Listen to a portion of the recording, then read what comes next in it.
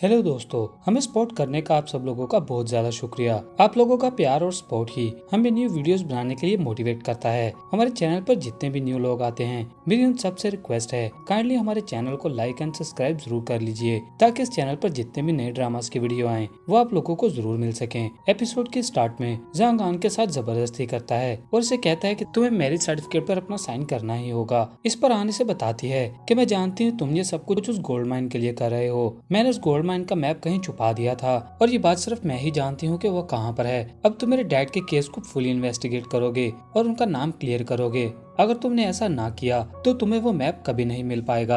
इस पर जांग इसे कोई आंस तो नहीं करता, लेकिन आन फौरन से उस कॉन्ट्रैक्ट पर अपना थंबप्रिंट लगा देती है। ये देखकर जांग भी अपना थंबप्रिंट लगाता है और इस तरह से इन दोनों की कॉन्ट्रैक्ट मैरिज हो जाती है। इसके बाद आन जेल से बाहर आती है। यहाँ बर्फबारी हो रही थी, जांग भी इसके पीछे ही आता है। ये काफी सैड लग रहा था और आन की तरफ देखकर कुछ सोच रहा होता है। तभी हमें पास्ट का एक सीन दिखाया जाता है जहाँ आन की मॉम जांग को मार रही थी और जांग की मॉम इन्हें रोक रही होती है। वहीं से गुजरते हुए जब आन ये सब देखती है तो ये फौरन से आकर अपनी मॉम को रोकती है कि जांग भी मेरे डैड का ही बेटा है, इसका मतलब वो मेरा भाई हुआ। आप लोगों को इसे घर से निकालने से पहले मेरे डैड से बात करनी चाहिए। इस पर इसकी मॉम और इसकी बहन दोनों नाराज होकर यहाँ से चली जाती हैं। इस बढ़ती हुई सर्दी में आन अपना कोट उतारकर जांग को पहनाती है और इससे वादा करती है कि आज से तुम्हें मैं प्रोटेक्ट करूंगी। ये सब याद आने पर जांग यहाँ से चुपचाप चला जाता है। एक्चुअली जांग को यही मिसअंडरस्टैंडिंग थी कि आन ने इसे धोखा दिया है। दूसरी तरफ हमें तांग दिखाया जाता है जो कि अपना भेष बदल कर अपने स्टूडियो में सब लोगों को तमाशा दिखा रहा था। ये सब लोग भी इसका एक्ट देखकर काफी एंजॉय कर रहे होते हैं और फिर ये एक्ट देखने के लिए यहाँ पर जांग भी पहुंच जाता है।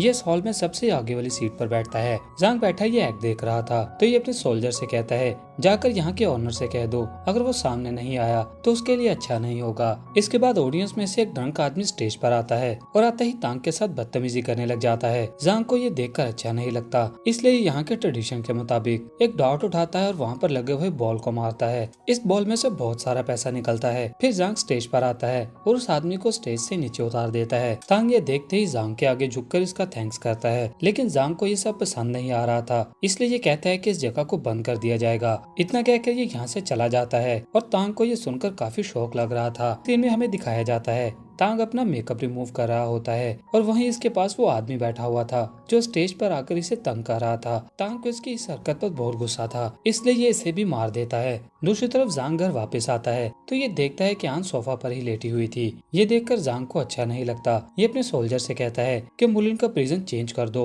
और वहाँ पर जितना भी स्टाफ है उसे भी चेंज करो, मुलिन का अच्छे से ख्याल रखा जाएगा। इसके बाद ये आन को अपनी बाहों में उठाता है और लाकर इसे इसके रूम में लेटा देता है। इसे बेड पर लेटाते हुए ये इसके काफी क्लोज आ जाता है। तभी आन की भी आंख खुल जाती है। ये फौरन जांग को पीछे करती है और पूछती है कि तुमने मेरे डैड के साथ क्या किया। जांग कहता है कि मैंने सिर्फ ये प्रॉमिस किया था कि मैं तुम्हारे डैड को मरने नहीं दूंगा। इतना कहकर ये इसे गर्दन से पकड़ता है और उसके काफी क्लोज आ जाता है। इस पर आन इसकी गन निकाल कर इसे गन पॉइंट करती है और कहती है कि मेरे फादर को छोड़ दो वरना मैं तुम्हें अभी यहीं मार दूंगी। जांग इसे कहता है कि ठीक है, तुम मुझे यहीं पर मार दो, तुम्हारे डैड भी उसी वक्त मर जाएंगे। फिर ये इसकी गन को पकड़कर अपने दिल पर रखता है और कहता है कि इसी दिल को तोड़ा था तुमने, मैं मेरी मोहब्बत और तुम्हारी नफरत को कभी नहीं भूल सकता। इस पर आन इसके सामने एक्सेप्ट कर लेती है और कहती है कि मानती हूँ 5 साल पहले मेरी ही गलती थी, लेकिन इसका मेरे डैड से कुछ भी लेना देना नहीं। फिर ये इसके सामने खुद को शूट करने की कोशिश करती है, लेकिन गन में बुलेट्स ही नहीं थी। ये देखकर जांग इसे कहता है कि लगता है कि तुम मुझसे उतनी नफरत नहीं करती जितना मैं सोचता था। मैं तुम्हारे डैड को जिंदा रखूंगा,